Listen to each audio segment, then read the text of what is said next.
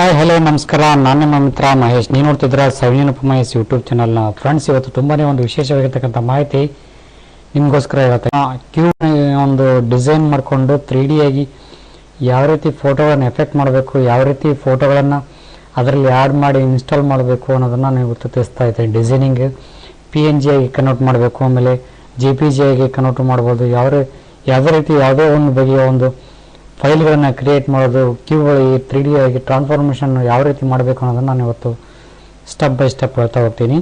ಬನ್ನಿ ಫ್ರೆಂಡ್ಸ್, ಮೊದಲನೇದಾಗಿ ನಾನು ಓಪನ್ ಮಾಡ್ತಾ ಇದ್ದೀನಿ. 7.0 ಓಪನ್ ಮಾಡ್ತಾ ಇದ್ದೀನಿ. ಇದರಲ್ಲಿ ನಾನು ಒಂದು ಪೇಜ್ ತೊಗೊತೀನಿ, ಯಾವುದಾದ್ರೂ ಒಂದು ಪೇಜ್ ಕ್ರಿಯೇಟ್ ಮಾಡ್ಕೊತೀನಿ. ಪಿಕ್ಸೆಲ್ಸ್ ಅಲ್ಲಾಗ 800 ಅಂತೂ 600 ಅಂತ ಒಂದು ಪೇಜ್ ತೊಗೊಂಡಿನಿ. ಈ ಥರ ಒಂದು ಪೇಜ್ ತೊಗೊಂಡಿದ್ದೀನಿ. ನಂತರ ಏನು ಮಾಡಬೇಕು, ಲೇಯರಲ್ಲಿ ಬರ್ತೀನಿ. ಲೇಯರಲ್ಲಿ ಬಂದುಬಿಟ್ಟು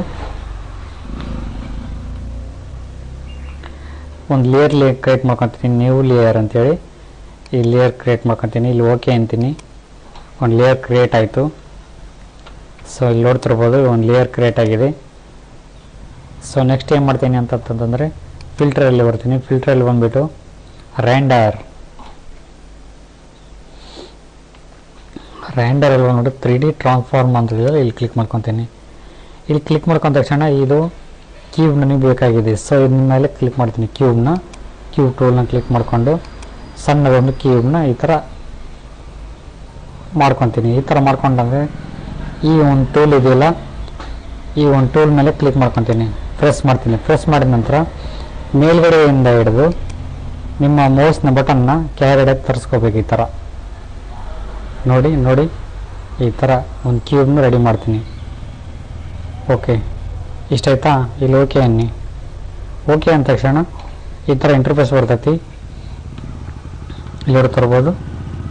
Ctrl+T ಲೇಯರ್ ಸೆಲೆಕ್ಷನ್ ಮಾಡ್ಕೊಂತ Ctrl+T ಹೊಡೆದು ಸ್ವಲ್ಪ ದೊಡ್ಡ ಸೈಜ್ ಮಾಡ್ಕೊಳ್ಳೋಣ. Ctrl+T ಹಿಡ್ಕೊಂಡು ಸೆಪ್ ಹಿಡ್ಕೊಂಡು ಕಸಿ ಸ್ವಲ್ಪ ದೊಡ್ಡ ಸೈಜ್ ಮಾಡಿ ಇದರಲ್ಲಿ ಫೋಟೋಗಳನ್ನ ಆ್ಯಡ್ ಮಾಡಬೇಕು. ಸೊ ಈ ಒಂದು ಕ್ಯೂಬ್ಗಳಿಗೆ ಫೋಟೋಗಳನ್ನ ಆ್ಯಡ್ ಮಾಡಬೇಕು. 3D ಫೋಟೋದಾಗಿ ಕನ್ವರ್ಟಿಂಗ್ ಮಾಡಬೇಕಲ್ಲ, ಆ ಒಂದು ಕಾರಣಕ್ಕೋಸ್ಕರ ಫೋಟೋವನ್ನು ಆ್ಯಡ್ ಮಾಡಬೇಕು. ಸೊ ಏನು ಮಾಡಬೇಕು, ಕಂಟ್ರೋಲ್ ಓ ಹೊಡೆದೆ. ನಮಗೆ ಒಂದು RCB ಸಿಂಬಲ್ದು ಒಂದು ಫೋಟೋ ಬಂತು. ಈ ಒಂದು ಫೋಟೋನ ಇದರಲ್ಲಿ ಮಾಡಬೇಕು. ಸೊ ಏನು ಮಾಡ್ತೀನಿ, ನೆಕ್ಸ್ಟ್ ಇದರೊಳಗೆ ಈ ಒಂದು ಫೋಟೋ ಇದರೊಳಗೆ ಬರಬೇಕಂತಂದ್ರೆ ಏನು ಮಾಡಬೇಕು, ಕಂಟ್ರೋಲ್ ಎ ಅಂದರೆ ಕಂಟ್ರೋಲ್ ಎ ಸೆಲೆಕ್ಷನ್ ಆಯಿತು. ಅಷ್ಟನ್ನು Ctrl+A, Ctrl+C, Ctrl+W, Ctrl+V. ನೋಡಿ ಫ್ರೆಂಡ್ಸ್, ಇದರೊಳಗೆ ಆ ಒಂದು ಫೋಟೋ ಆ್ಯಡ್ ಆಯಿತು. Ctrl+T ಹೊಡೆದು ಕಸಿ ಸ್ವಲ್ಪ ಚಿಕ್ಕದು ಮಾಡ್ಕೊಳ್ಳೋಣ. ಸೈಡ್ನ ಸಿಪ್ ಹಿಡ್ಕೊಂಡು ಕಸಿ. ಸೊ ಇಲ್ಲಿ ನೋಡ್ತಿರ್ಬೋದು.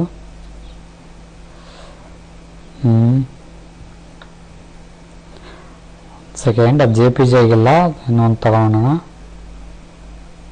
ಇಲ್ಲಿ ಇದನ್ನೇ ಮಾಡೋಣ, ನೋಡೋಣ ಆಮೇಲೆ. ಓಕೆ ಫ್ರೆಂಡ್ಸ್, Ctrl+T ಹೊಡೆದು ಕಂಟ್ರೋಲ್ ಹಿಡ್ಕೊಂಡು ಕಸಿ ಸ್ವಲ್ಪ ಈ ಥರ ನಿಮ್ಗೆ ಎಲ್ಲೆಲ್ಲಿ ಬೇಕೋ ಅಲ್ಲಲ್ಲಿ ಸೆಲೆಕ್ಟ್ ಮಾಡ್ಕೋಬೇಕು. ನೋಡಿ ಈ ಥರ.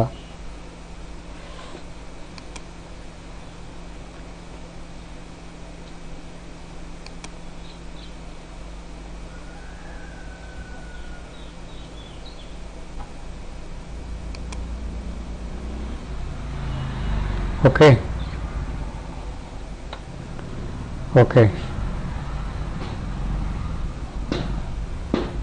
ನೆಕ್ಸ್ಟ್ ಇಲ್ಲಿ ಎರಡು ಫೋಟೋ ಹಾಕೊಂಡ್ಬರ್ಬೇಕಲ್ಲ.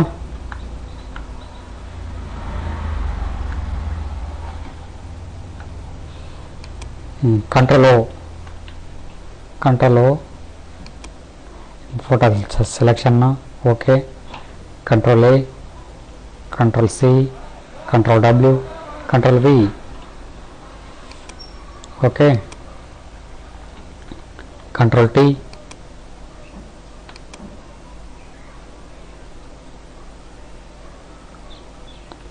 ಕಂಟ್ರೋಲ್ ಕಸಿ ನಿಮಗೆ ಎಲ್ಲಿ ಬೇಕೋ ಅಲ್ಲಿ ಇದನ್ನ ಆ್ಯಡ್ ಮಾಡ್ಕೊಳ್ಳಿ. Okay,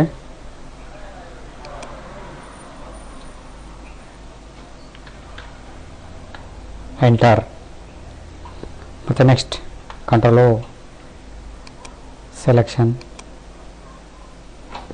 Ctrl+A, Ctrl+C, Ctrl+W, Control V.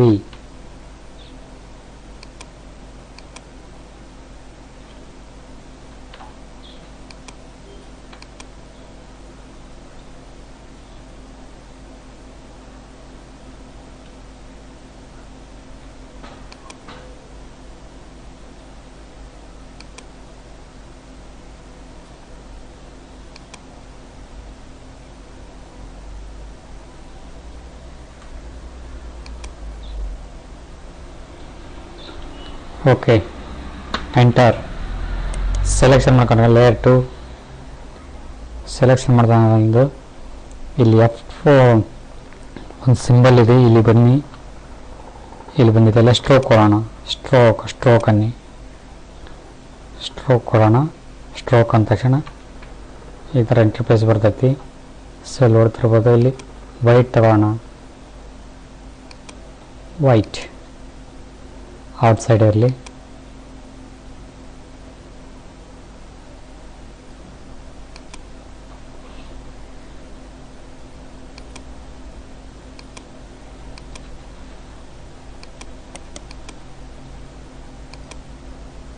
Stroke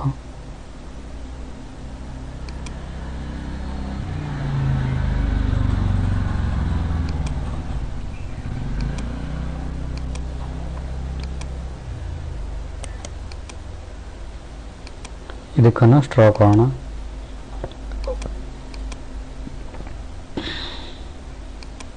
white.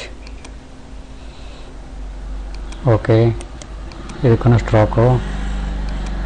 ಈ ಫೋಟೋಕ್ಕನ್ನು ಸ್ಟ್ರೋಕ್ ಹೋಗೋಣ. ವೈಟ್. ಓಕೆ ಫ್ರೆಂಡ್ಸ್, ಇಲ್ಲಿ ನೋಡ್ತಿರ್ಬೋದು ಈ ಥರ ಕಾಣಿಸ್ತಾ ಇದೆ. ನೋಡಿದ್ರಲ್ಲ. ನೆಕ್ಸ್ಟು ಕ್ಯೂಬ್ಗೂ ಒಂದು ಸ್ಟ್ರೋಕ್ ಕೊಟ್ಕೋಣ. Cube layer. ಓಕೆನಾ. ಕ್ಯೂಬ್ ಲೇಯರ್ನ ಸೆಲೆಕ್ಷನ್ ಮಾಡ್ಕೊಳ್ಳಿ.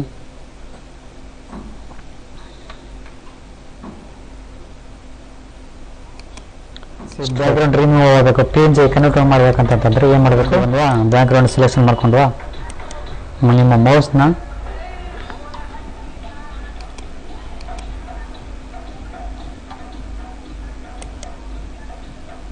Delete layer SN.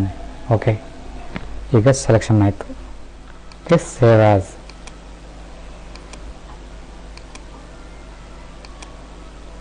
PNG